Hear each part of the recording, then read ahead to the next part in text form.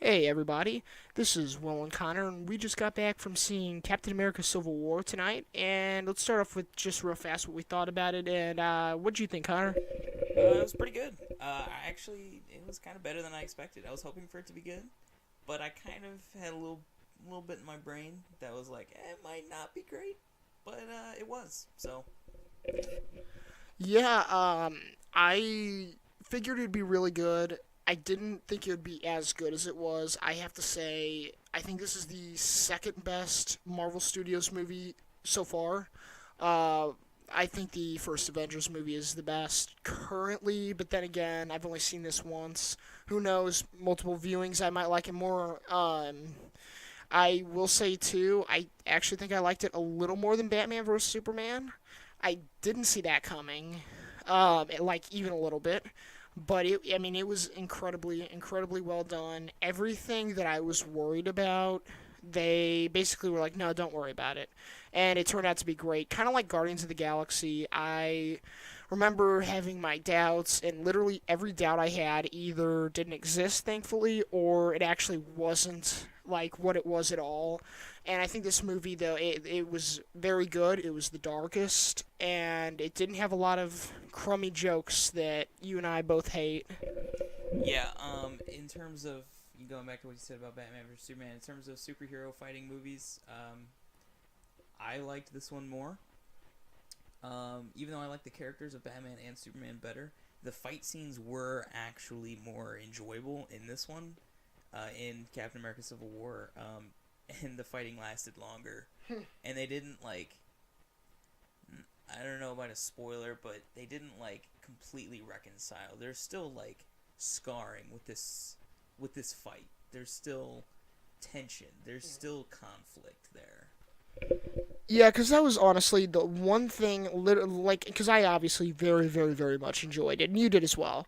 But the one thing I didn't care about the movie was the fact that throughout the rich history of their comic books, Batman and Superman have clashed a lot, and because they have different ideals, and how they made it happen with this one, it didn't feel as tension filled as it should have. Because, like, just with the comics, I mean, one's a hardcore, very angry, dark vigilante. The other's a very light, hopeful superhero, colorful. And that was the one thing I did have a problem with. That was that, like, they could have, I don't know. And yeah, the fighting was a lot longer. But I did like how Batman vs Superman's fighting was more brutal. Like, it was very brutal. That was the one thing I did like about their fighting more than the Civil War fighting. But other than that, I mean, Civil War had great fighting of its own, though. It was just different kinds of fighting because it's a different toned movie. This is nothing like Batman vs Superman, because while it is a dark movie, it's nowhere near as dark as that. Their colors actually show in this movie. But yeah, now I'm curious. What did you think of the new characters in this movie, Black Panther and Spider-Man, as well as we got Crossbones for the first time. We've had him before, but not as Crossbones. We also had the new main bad guys, Baron von Zemo. What did you think of those characters? I thought the villain was pretty strong. He was the most successful so far out of any of the villains because he actually accomplished what he set out to do. Because that's the Civil War. I really like Black Panther. I did not know what to expect going in. He looked cool in the trailers, but he kicked a lot of ass, and it was pretty neat. And I didn't have anything where I was sitting there going like, "Oh, this character's so annoying." His motives were clear. I mean, it made sense what he was fighting for, and he was a good character alongside Spider Man. They added him in. He was pretty quirky. I did enjoy the performance. I liked the suit. It did kind of have an overall problem with the movie or with the Marvel movies where the CGI always looks a little off, not exactly real, which kind of clashes because some of the costumes, like Captain America's costume, looks very real and practical and battle worn, while you get like Iron Man and Spider Man's costumes, which are so obviously CGI that they're Yeah. polished and new and they don't look real. But I did like the design of the suit. I liked Peter Parker.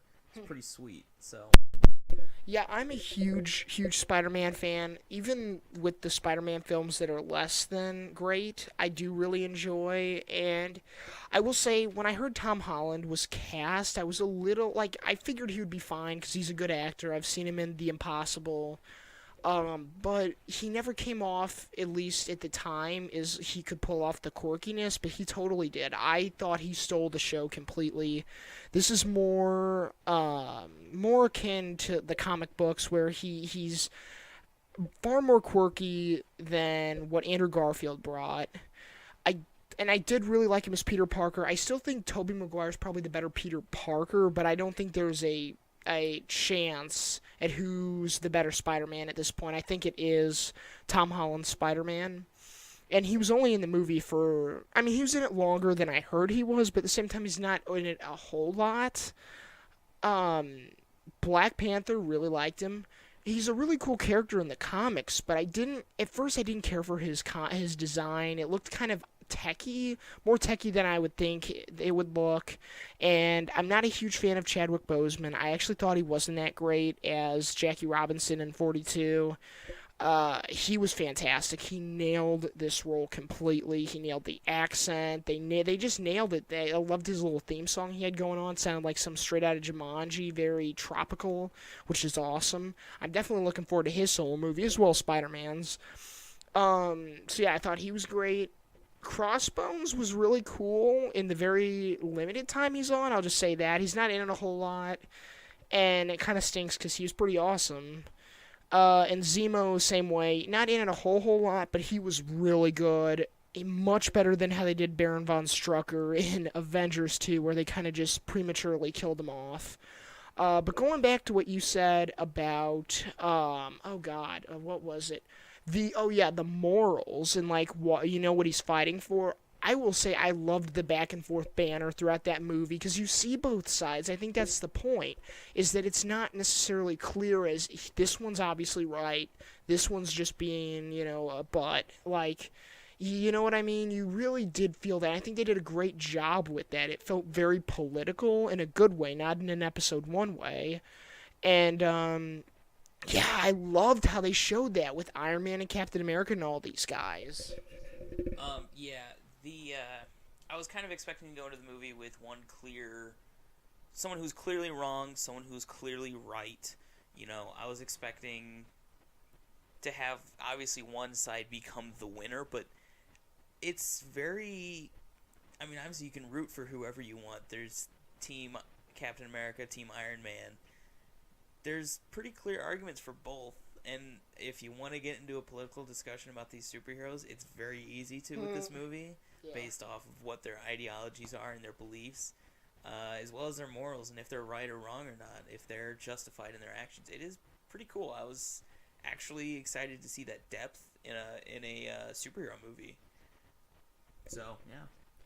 Yeah, I was at least, well, especially for a Marvel Studios movie, they're always at least fun, but a lot of times they don't have a lot of depth more than what they are on the surface. Other than I think like the first Iron Man I thought was pretty deep in the fact that, he saw what he was doing and it was wrong. I think the first Captain America, as flawed as it was, did that a little bit as well. But for the most part, they don't have a ton of social commentary. This totally did, and it really worked well. And I have to say, for a movie with as many characters in it, it didn't feel overcrowded. It actually felt at a good pace speed. There were times when how they introduced certain characters where it kind of felt a little off, but for the most part, I really did like how they incorporated so many characters, and what really could have just turned into a Spider-Man 3, or like a Batman Forever or something like that. Yeah, it never felt like a crowded movie, even though it totally could have been. Yeah. Just looking at the character roster for the upcoming films, I'm actually a little bit relieved because they handled a lot of superheroes in this movie very well, which leads me to believe that the next movies that have even more superheroes will also function very well, which kind of, that's a good thing. I think it's going to actually turn out great now. I had doubts before, but they've kind of won me over. Yeah. Yeah, and also, yeah, what was interesting about that, though, I do think one thing they should have done differently is it probably should have been called Captain America Civil War and more Avengers Civil War. Because there are moments, like, for the most part at the beginning, it feels like it's a Captain America sequel, and this is kind of his show, which makes sense, because in the comics it is, like that. But there is a certain point in the movie where he's actually not on screen for like 5 minutes, and then they show him again. It's like, oh yeah, I forgot you're in this movie. Oh yeah, you're also they named the movie after you. That's kind of interesting. But like, other than that, I mean that's just a small little thing. I mean, they also should have just called the BVS movie Batman and Superman: Dawn of Justice, or just Dawn of Justice. But I also really like some of the new characters that aren't heroes or villains. Like, well, they reintroduced William Hurt as, oh god, well, forgot his name, Ross, Thunderbolt Ross from The Incredible Hulk. And we added Martin Freeman in a very brief role with an American accent as a government guy, I guess. What'd you think of all that? Well, hopefully Martin Freeman plays a bigger role in more films to come. I love Martin Freeman. He was one of the best parts of the Hobbit movies for me, even though they're not my favorite movies. And I feel like I don't know. I feel like he has a bigger role to play in the upcoming movies because you can't just have, you know, one role in one Marvel movie. They're gonna bring him back in 800 different movies. You know how they roll. Yeah, totally. Yeah, and one thing I loved about them bringing back William Hurt's character, actually probably more than anything, is the fact that they finally retconned the Incredible Hulk into the films, because really they haven't done that at all, because they changed the actor that played the Hulk.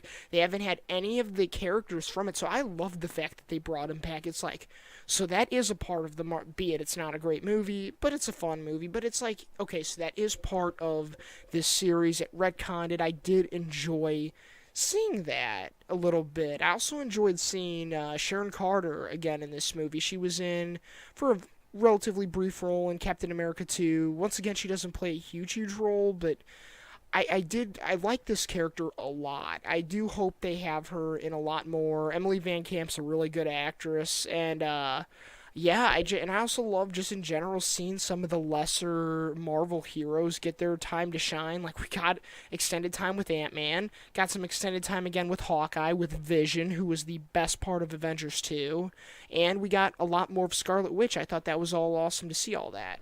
Yeah, it's not just the original Avengers anymore. We have the new team. Like I really like Falcon, and he was only in a little bit of Avengers 2, and he was in a lot of this movie, which I thought was pretty sweet. Scarlet Witch, she had her defining moments. Division, of course, got more character development, which was really neat to see. Man, let's see. Oh, Hawkeye, he's in the fight. He can't stay out of it. I do feel like they set him up to like die in Avengers 2 by introducing his family and everything. But I'm glad he didn't because I like him in this movie.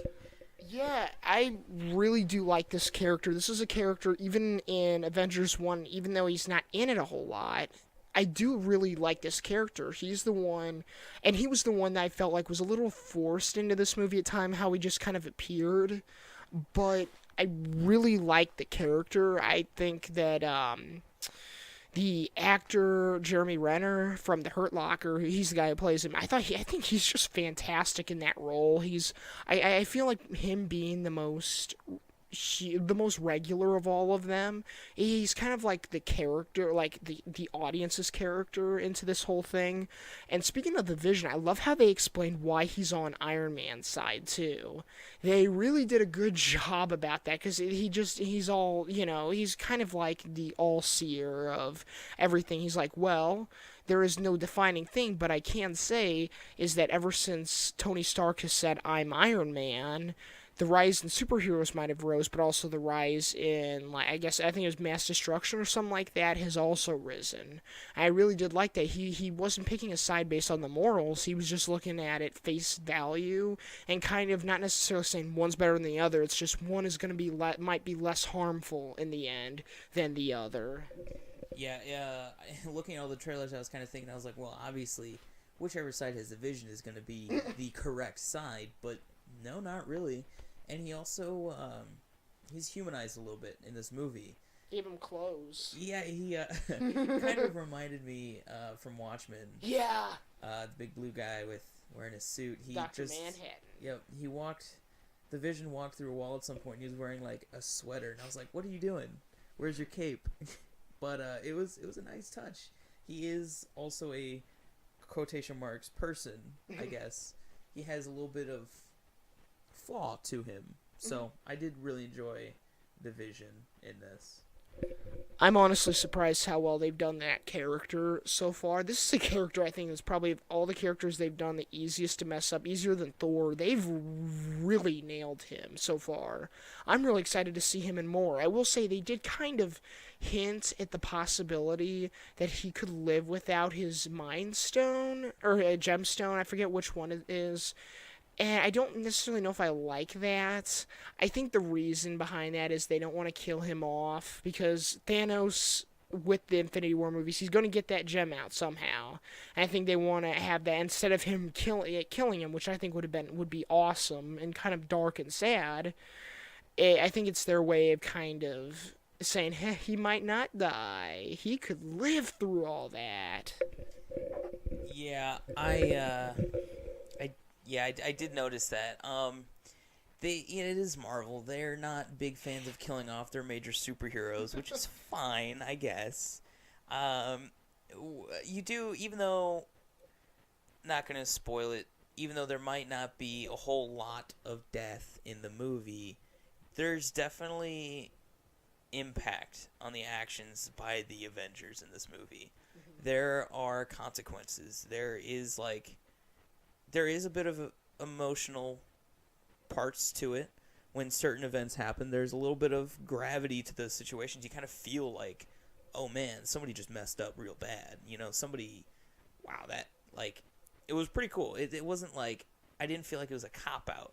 I felt like it made an impact on the future of the franchise. So that was pretty cool.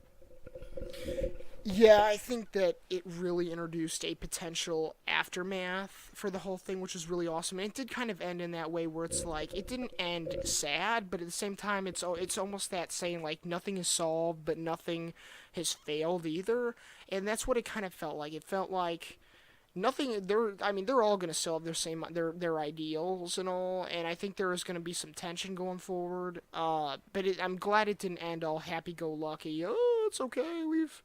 We've corrected everything. I also like even though being a comic book fan, I saw a couple of the twists coming. There are some pretty interesting twists, especially a main one, which I'm not gonna spoil it here, but they play with this thing a lot, and I was like, I wonder, is this what they're going with, like the comics? Oh, yes, it is. What did you think of some of the twists?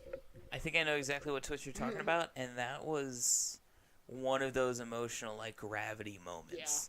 Yeah. When we'll talk about it later in the video, and we'll identify it, but when that moment happened, I actually was sitting in the theater going, oh, damn, stuff's about to go down. That was pretty crazy. I know you did lean in and whisper to me during the movie what was going on. That was really cool. That was dark, and it was one of those parts in the movie. You'll probably know when you watch the movie what that moment is, and it's great. I like the tone of the movie more than some of the previous Marvel movies, and that's a good thing. Marvel's hopefully moving in an even better direction, which is awesome. More great superhero movies to come, hopefully. Fingers crossed. Yeah, it didn't feel like it had a bipolar syndrome going on, which was the problem. I think the only problem I had with the second Captain America movie was that it just had this such inconsistent tone, and it did hurt it a lot. It felt like it was bipolar, and I don't like that in a movie, in any movie. Amazing Spider-Man 2 suffered from the same exact thing.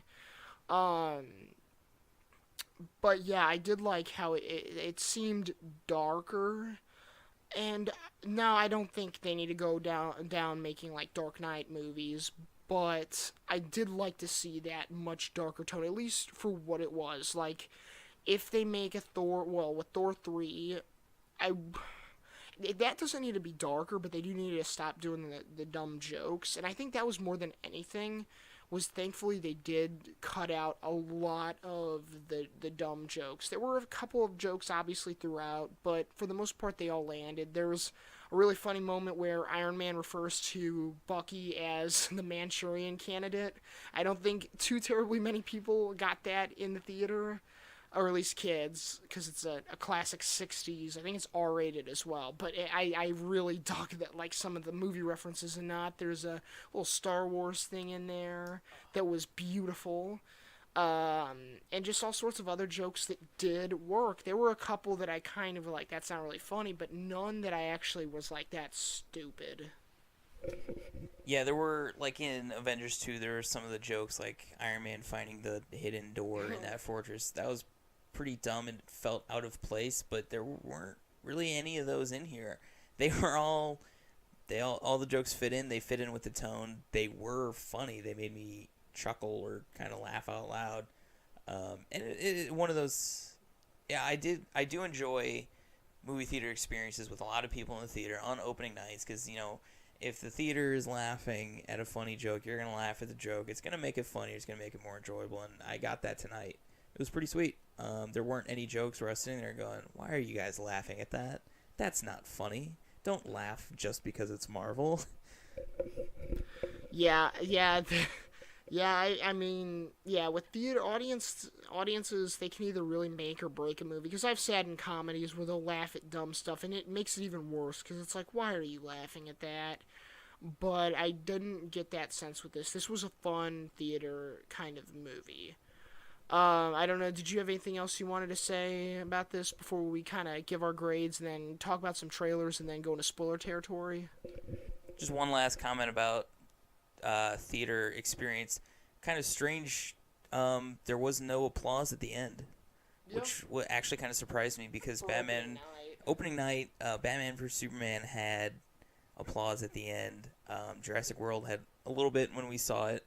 Star Wars had a hell of a lot. Well, yeah. Of course, that's a gimme. Expected. But I was waiting for the applause, which I kind of like at the end of a movie on opening night, of course. And I was surprised not to get it. But I don't think it's because the movie was bad. I think it's just because it was probably late at night. Because it is 1:30 in the morning right now. So it was like 12 when the movie ended. I think that might have had something to do with it. Probably. Yeah, I would agree with that. It probably was just because it was late. Maybe some people didn't get what they expected. I doubt it. I'm sure everybody really enjoyed it, because I really enjoyed it, and I've got to say, I'm gonna go ahead and give it an A. Like I said, I do like it a tad bit better than Batman vs Superman, which is a surprise to me, because I thought I would still really like it, but not close to that. I liked it a tad bit more, I think, and yeah, I would give it an A. Currently, I think it's the best movie of the year. I'm very excited now to see the future. I'm excited to see Doctor Strange. Excited to see all the upcoming movies coming out here from Marvel, and all just superhero movies in general. All right, for my grade, I think I'm going to have to give it an A minus. And I will go into why it got a minus instead of just a regular A later during spoiler talk. For the most part, it was very solid. Obviously, it had depth to it. The fighting was awesome. And I will have to agree, I actually did like it more than Batman vs. Superman, even though I like Batman and Superman as characters more. Yeah. I liked this movie more because it was more consistent. Yes, and I just had to say real fast that I definitely like the characters of Batman and Superman more than them, and that's why I also have to give them a huge applause for being able to, I think, be in a bit of a better movie. So before we get into spoilers, let's talk real fast about some of the trailers we saw. We saw the X-Men trailer again. I don't know if you have anything else to say about that. No comment. Yeah, it's just the same old, same old. But what's funny is it could be, of like the 6 superhero movies coming out this year, it could be the worst. Because Batman vs. Superman, which I know a lot of people didn't care for, I loved. You really enjoyed it too. This movie, you had Deadpool, you have Suicide Squad still to come as well, and then Doctor Strange might be great. X-Men could be the what, I guess that would be fifth best or something like that, fifth or sixth, and it could still be pretty good too on its own merit. Yeah, I do struggle saying worst superhero movie because it'll still probably be pretty good. Yeah. I'll just say not the best, Yeah. which is better than saying the worst in my mind in some goofy way. Yeah, I don't really have anything else to add to the X-Men trailer except for Wolverine, of course. I got really excited to see that on the big screen. And I guess they just need to touch up their CGI before the movie comes out because some of it looks really, really fake in a mediocre way. Yeah, and then of course there was the Rogue One trailer. We've already talked about this in depth. Pretty good. I don't have anything else to say about that. It's pretty good. I loved seeing Stormtroopers, OG Stormtroopers, on a big screen. Yeah. Made my night. Maybe that made me enjoy Civil War more because I was in a great mood after seeing that trailer. It is one thing seeing it on a computer screen. It's another thing seeing it on the big screen. I think the effects still look really great on that big screen. Especially Star Destroyers look like models. Looks like the original stuff. Looks great. Yeah, it totally looks great. Yeah, nothing really more to say about that. I do agree, like, because that was the first I saw on the big screen. Because it's like, when Episode 7, the trailer came, like, the official trailer or whatever came out, I remember, obviously thinking it was great. And then I remember seeing, I think, actually, when I saw Sinister 2, that was the first time I saw it on a big screen. And I was just like, that's when it clicks in. It's like, this is real. This is happening. Because it's like you can sit behind a computer screen, but it's like, whenever it's on the big screen, it does feel like, this is real and this is happening.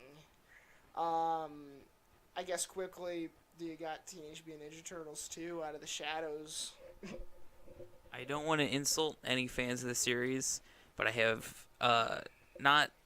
I was gonna say I have zero interest in seeing the movie, but I actually have like negative interest in seeing the movie. I'm not a big fan of the Turtles, but they seem fine enough as characters. I don't know. Michael Bay does not have a good sense of humor. It is ridden with, again, mediocre CGI, which is really a turnoff for me. And, of course, they had to have some Megan Fox in there because you can't have a Michael Bay movie without some Megan Fox. Even though she also compared him to being Hitler, and, you know, he's also a Jewish person. That's, yeah, I guess his way, you know, he fires someone from Transformers 3 and then hires her back for Ninja Turtles. It makes perfect sense, especially considering she's just obviously a top-flight actress, not. Yeah, I mean, Michelangelo is the funniest part. Like, there are a couple jokes where I kind of got a chuckle out of at times. Like, he made a joke in one of the trailers, like, bringing back the Mohawk, just kind of, because he's goofy, but other than that, like, all the other stuff, like, Raphael splatting on the airplane with his tongue out is stupid. Yeah, it just doesn't look good, and they keep using this stupid song, this No Sleep from Brooklyn, or whatever it's called, and it's even more of a turn-off, because it's just not an interesting, it's like they're trying to make it like this kind of city underground kind of feel, and considering that the cartoon is something that most people grew up with, I don't think people connect with that at all. I don't know, I guess that's just me though, but and what do you think of that song? Because I know I have a huge problem with it. The song's fine. I don't have any major gripes with it. I know there are fans of the Beastie Boys. Is that what it's from?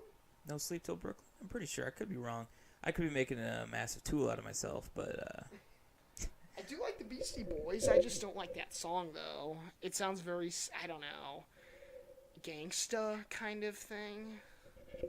yeah, it's kind of a boring song. I mean, I think it fits with the trailer a bit, but I wasn't too pleased with the trailer. I actually thought the music was one of the better parts of the trailer. But again, I don't have any problems with the music. Yeah, that movie just doesn't look. You know, Tyler Perry with his like mustache and whatnot. It just, yeah. Let's see here. What was Doctor Strange? We talked about that before. It looks good. It doesn't look special. I'm waiting for another trailer to really kind of be like, oh, that's the one that really, because I'm gonna see it. I'm excited for it, but it's nothing special necessarily. I still don't know what's going on. That's all I can say about Doctor Strange. I don't know. I would like to know, I would like to know. but I don't yet. Was there any other? Oh yeah, Central Intelligence with The Rock. I will say it looks a little funnier than I thought it looked. I thought it was going to be stupid. I think it still will be stupid, but at least there were a couple of jokes that were kind of funny. But it looks like it's a total PG-13 ripoff of 21 Jump Street where they knew each other in high school. And, one of them was really, really fat. Well, I guess one of them, and the other one still is really fat, but I don't know. It doesn't. The Rock looks funny because I think he's pretty funny. He's a charismatic dude. Kevin Hart's charismatic, but he doesn't look funny. I've seen some of his stand-up, and he's funny, but in his movies, I can't think of a movie I've seen him in where it's like, ha, he's a funny guy. I really like The Rock. I think he's the best part of them movie, Central Intelligence. There was some really bad CGI in that trailer where they made The Rock look young and fat.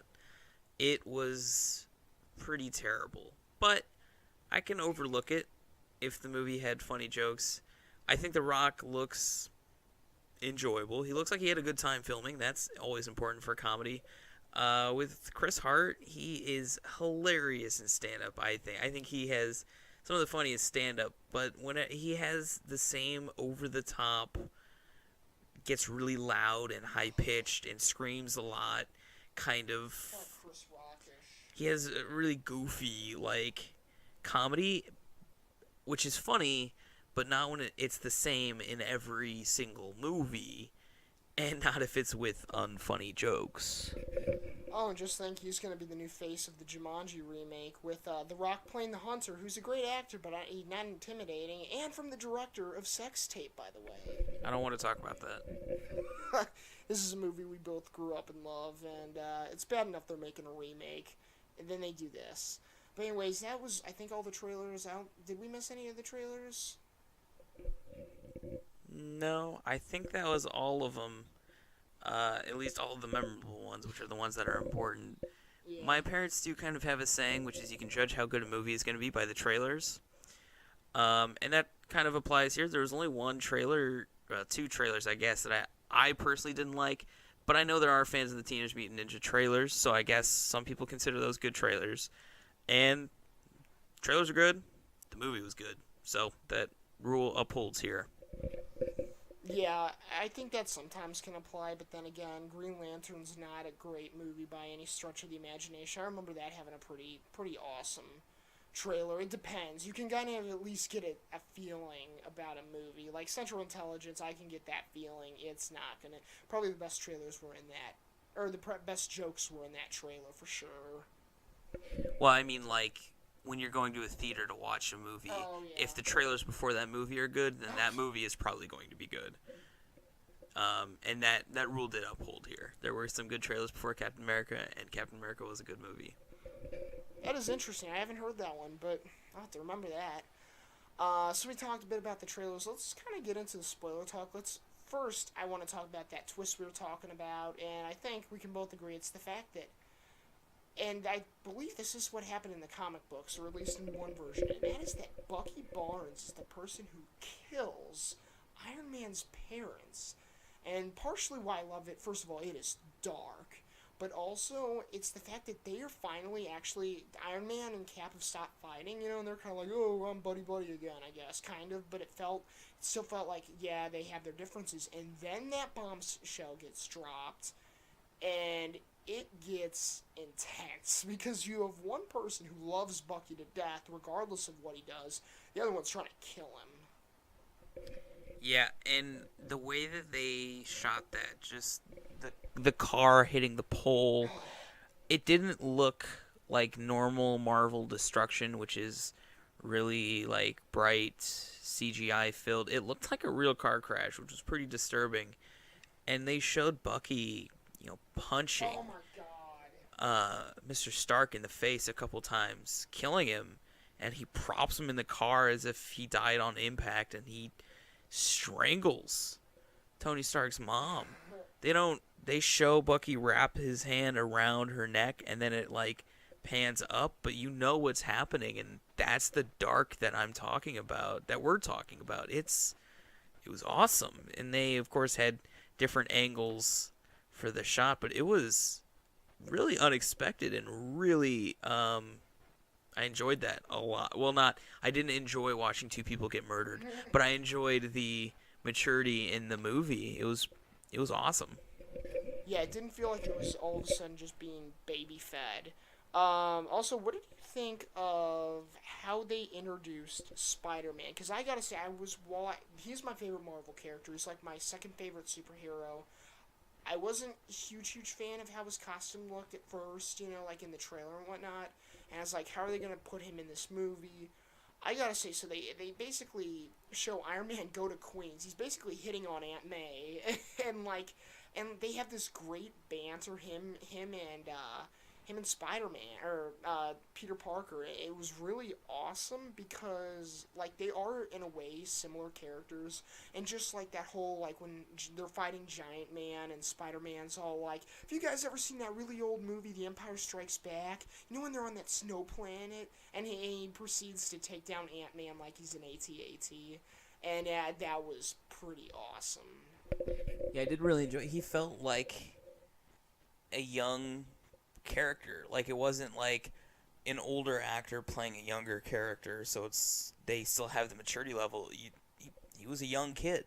He sounded like a young kid. He acted like a young kid. He, I guess, had the same dialect as a young kid. Which I know at one point he does say something along the lines of like "oh shit" or something. And he says, "holy shit." Holy shit, something. He does curse.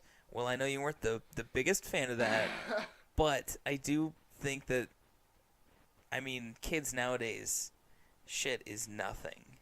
So that Makes sense. it can still fit in with Spider-Man's character. Yeah. Well, I'm also used to growing up with the Tobey Maguire Spider-Man, and that's kind of the whole, he's more of, while he's at times relatable, he's more of you look up to him because he's kind of, in a lot of ways, the perfect, ideal thing. I've always kind of seen Spider-Man as that. I don't hate it just because he was awesome, but sometimes in the comics how they'll do it sucks. But yeah, for his character, I'm sure it's fine because it's different. And, I do like seeing a different Spider-Man because this is the third one we're getting in the past 10 years. So I guess you gotta differentiate him somehow. They did go back to the web shooters. I will say this movie made me feel like he was a genius more than the Amazing Spider-Man movies did. Because while I always got that, he's really smart. This web shooter thing, you have to be genius. And they have to pull it off in that right way as well. Without it coming off as, just completely unrelatable. And I felt like they kind of did do that here. Yeah, I'll agree. And he also was very likable, as well as like it wasn't an unbelievable like why is he so smart or why is he so strong. It all fit together very well. I was kind of worried about Spider-Man because I'm not the biggest fan. I won't hide that. But I did really like him in this movie. I do want to talk about the fight. Was there anything you wanted to talk about before the airport fight? What did just happen before the fight? Just anything about Spider-Man building up to that fight. No, not really. Let's go ahead and just get into that fight then, I guess. So, the one problem I had with the fight is that everyone seemed invincible. Nobody really got majorly hurt, unlike the fight at the end between Bucky, Iron Man, Captain America. That fight was brutal. People got injured. But at the airport fight, people were getting cars thrown at them. They were getting buildings dropped near them or on top of them. People were getting shot out of the sky. That one actually hurt somebody. But there was explosive arrows and missiles being shot at Ant-Man as Giant Man. He fell on an airplane. Like, there was a lot of destruction and not a lot of impact. But it was an insanely fun fight. And when they do finally get in their battle lines and they charge and they clash, it felt so cool watching that unfold on screen. You see some shots and some people are talking about, oh, it's just couple of superheroes fighting in a parking lot, but it was awesome. Yeah, honestly, I never got that feeling that it's a bunch of superheroes fighting in a parking lot just for the fact that, like, because you figured it was going to be a large scale thing, but you don't want them fighting in a city and having people die because then you just have people complaining about how innocent people died. So I'm fine with that. I did kind of get that feeling that I think the feeling I got was when Spider Man got clocked, I think he, like, hit the plane wing or something with his head. And it's like, look, Spider Man, yes, Spider Man is super strong, and he can take a beating, but that's like crazy. Like, because even in like Spider Man 3, they show Harry Osborn get kind of hit like that, and he had the basically a reformed version of the super soldier serum, and he friggin' got his memory wiped for a bit, and he like had a concussion. It was like Spider Man, and then he just gets back up. And even like when Giant Man friggin' falls on that plane, but I do think it was a fun fight. It wasn't necessarily meant to be as realistic. I do hope the Spider-Man movie isn't gonna have him doing that because that is pretty crazy. He's not Superman. Like that line in the first Spider-Man movie, you know you're not Superman. Well, this Spider-Man must think he is. But yeah, that last fight definitely brought home the whole. That was the most impactful fight from any Marvel Studios movie. I'd say any superhero movie in general. Yeah, that was it was brutal. It would not have been a surprise if somebody would have died in that fight, which unfortunately nobody did die. I was kind of waiting for somebody to die. I was kind of hoping that would be the larger impact that would bring them all back together. Maybe that'll happen later, but I don't see any of the Avengers accidentally killing one of each other, and that would have been Dark. Like that would have yeah, it would have been dark. It would have like really driven the point home that they need to work together, that they can't fight like that, but they are still kind of, not cooperating. Nobody died. People got very hurt. You did feel for both sides, and you could tell they weren't just doing cool flip moves. They were fighting to hurt each other. They were going for finishing moves. Like that was Iron Man at one point blows off Bucky's arm. Oh my God, his metal arm, not his other arm, but he blows off his metal arm. That was adamantium arm or vibranium. That was dope, and that was so cool. And as soon as that happened, you're like, "Oh my God, Bucky just lost his arm! Holy crap! What is going on?" Well, that was the moment because Iron Man has just found out that Bucky, he sees the footage, by the way, too. It's not he just hears. He sees the footage of Bucky killing his parents.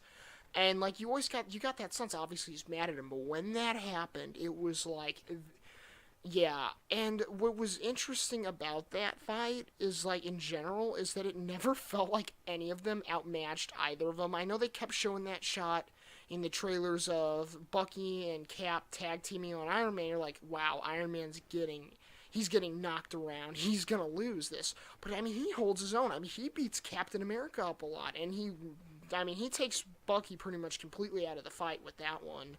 And it was I think going back to that, the death would be kind of a thing. I think it totally was supposed to be the Winter Soldier just because he's not in the comic book. And I think with him losing that arm, I do think by the end, Tony was kind of like, ugh, maybe I dabbled a little too dark there, or just maybe it's almost that mutual respect. Like, I always got that feeling, like, Captain America just always was like, I could take you down, Tony, in a fight. And while I guess technically he does, I think we just saw the side of Tony Stark that we had never seen before, and I think I don't know, it was really, really neat to see this extra dimension. Yeah, Iron Man really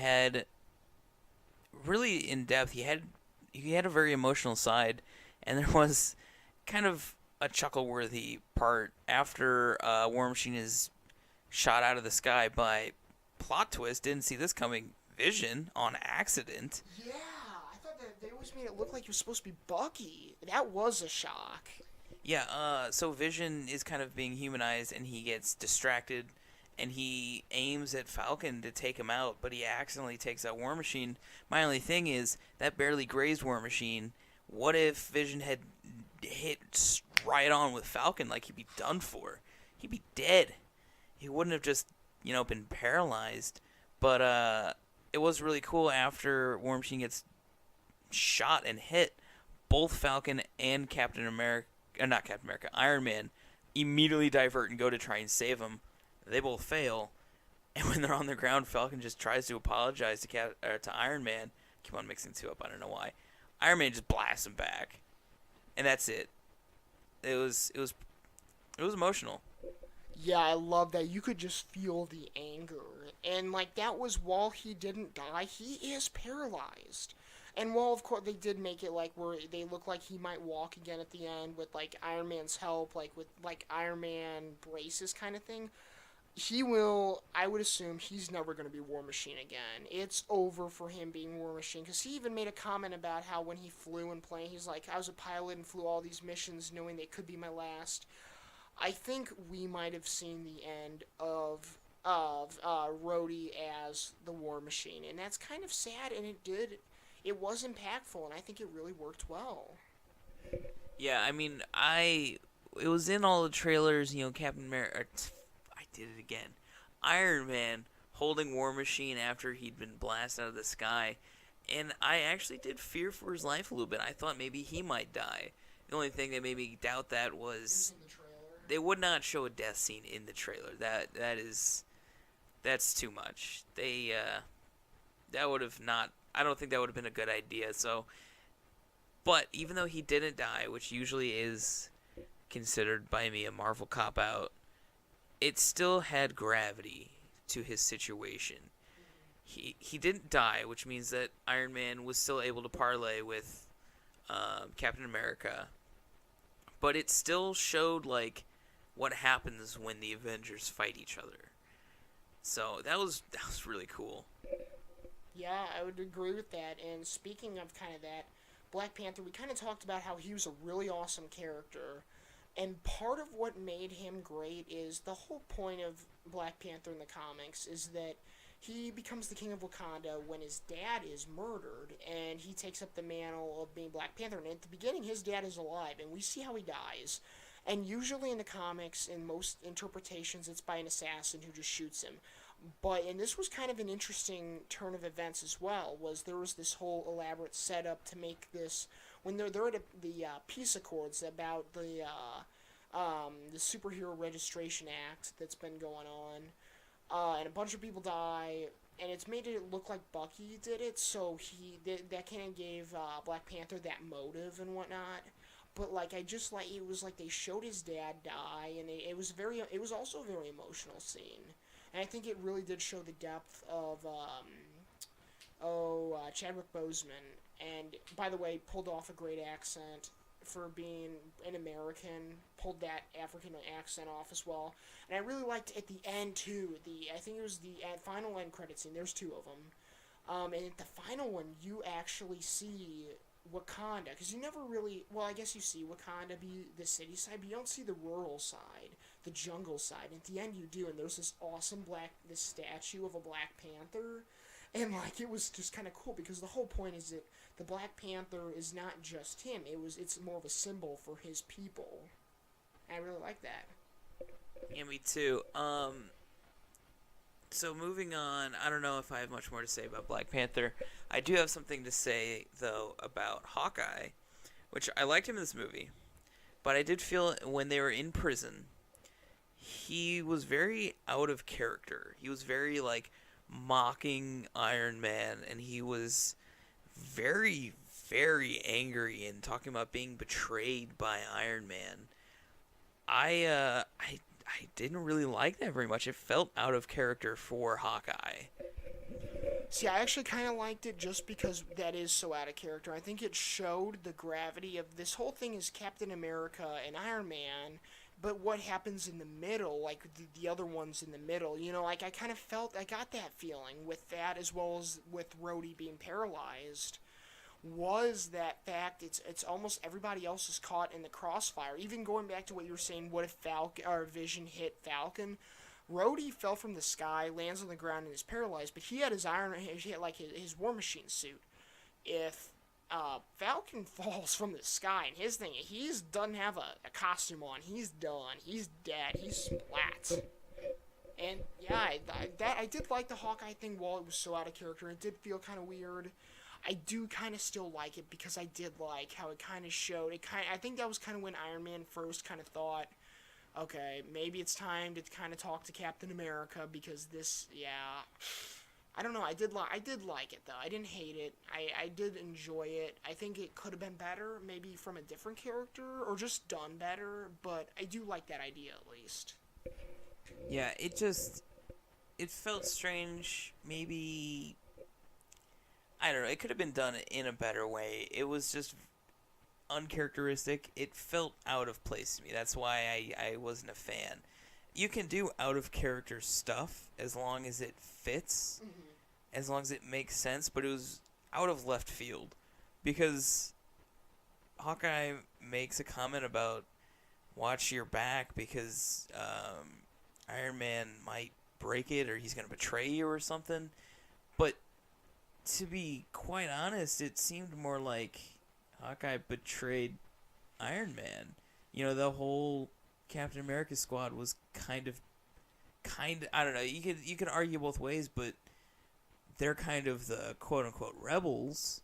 And so I don't know why he's accusing Iron Man of betraying them because Hawkeye knew what he was doing when he fought. He knew what was going to happen, sort of. He knew he was going to be punished. I don't know, it was weird.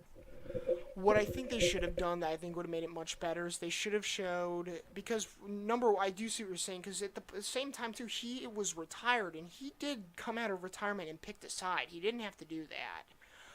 But the thing I think they could have done differently is they could have showed how maybe Captain, because they mentioned at one point that he's pulling his punches. And I think they should have elaborated more on that and showed, like, because while he's kind of reluctantly doing this, and maybe he sees this bigger picture of everything going on, he's like, this is wrong.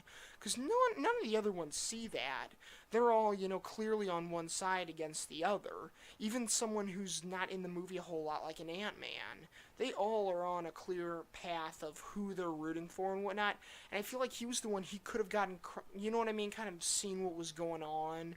I don't know. I think they should have elaborated on that because, like I said earlier, he is an audience character, being the most humanized, realistic one that I guess technically anybody could be if he had to say any of them are at all. I think that could have been really interesting if they would have done it a little bit differently. But I still, like I said, I do like it, but I think it could have been a lot more heavy, done in a different way. Well, yeah, speaking of the prison, at the very end, doesn't Captain America, bust them all out of this prison? Which is weird because that prison looked like the most secure prison in the entire world, and they gloss over that, and he's just like...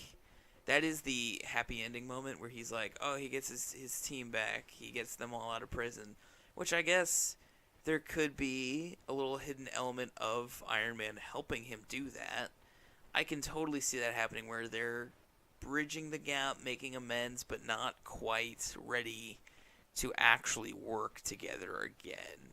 I think that'd be pretty neat, but it kind of felt rushed. Captain America shows up and just rescues them, which it was cool, but it did feel rushed. Yeah, I will say that did feel like a rushed attempt at a happy ending, which I didn't like. Cause even when he comes in, he's not even in his Captain America suit. He's in regular, if I remember right, he was in his regular street clothes, and it's just him too.